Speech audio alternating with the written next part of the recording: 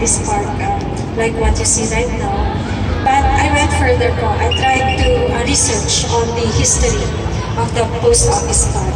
So I went as far back as 1901 to check the Burnham plan for Baguio City if there was a mention of a post office park. There was none po because the Burnham plan was really very specific of the Burnham Park because that will become the central park of Baguio City. And Burnham was talking of the business machine surrounding Burnham Park, and that would mean Session Road as well as Kisad Road on the other side. So this means po that ang appearance ng post office park was something somewhere within the years of 1940s to 1950. And this looked like a lawn. So green space po siya. And it was adjacent to the lawn of the cathedral. Why is it that we have lawns? This becomes po the forefront or the frontage of very special buildings.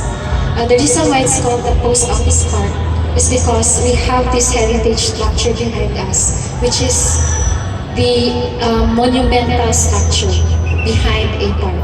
Yan po ang art and architecture of Daniel Burnham.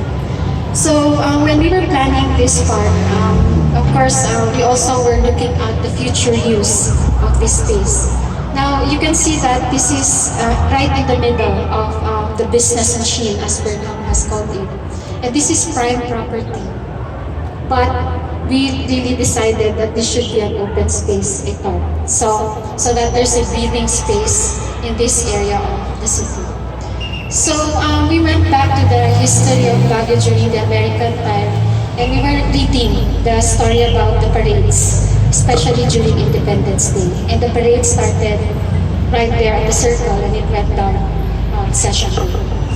And this area served as an area where the people may sit and watch the parade.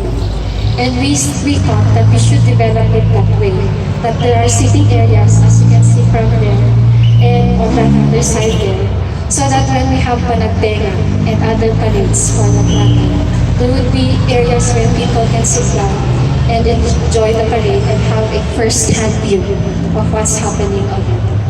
So that's the intention of the park po, to be a breathing space here in the Central Business District, but also to be a sitting area, a rest area for us to be able to watch what's happening along the streets or along Session Road.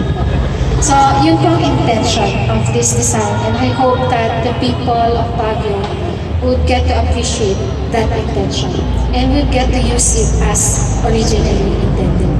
Now, one thing po which we would like to say, and this is something which Attorney Renan and I had been talking about, since this is a park po, and of course we need to take care of plants, that means po that we have to be patient of how this park will look like 10 years or 5 years in the short term from now.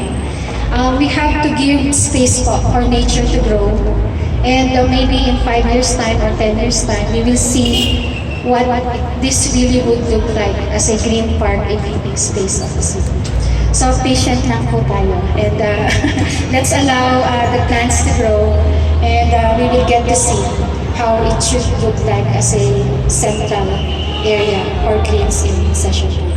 So yun po yung design intention, and we're glad po that it was funded. Our next work po is to work on the conservation of the post office park, and probably to talk po with the diocese that we return the green areas in this space, because ayun po yung ating heritage in this city. Thank you very much. Thank you very much, Architect Donna Tabangin, for sharing your beautiful plans for Baguio City. Now, we will proceed to the ribbon cutting ceremony. May I invite our